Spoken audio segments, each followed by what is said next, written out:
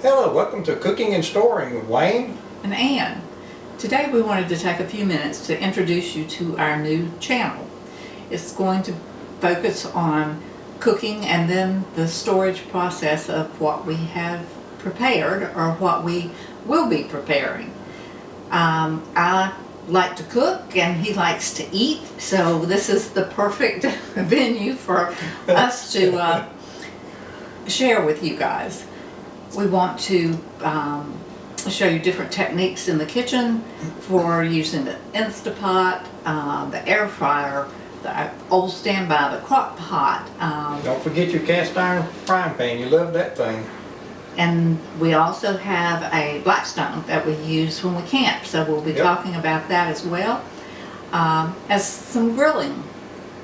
Yes, and some of the ways that we will be storing food. As pretty much lifetime gardeners, we've always canned food using mason jars, things of that nature, using the freezer.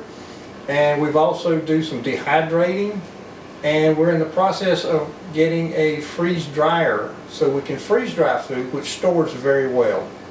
And because we're both old, we have years of experience in both cooking and storing.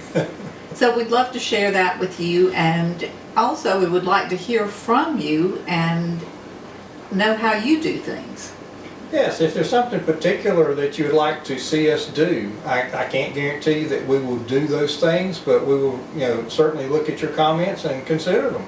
If you're interested in cooking and storing of food, just please subscribe to our channel. It will make it a lot easier for you to find our future videos, and we do plan to do a lot of them.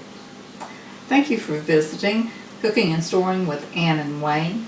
We wish you happiness, good food, and safe storing.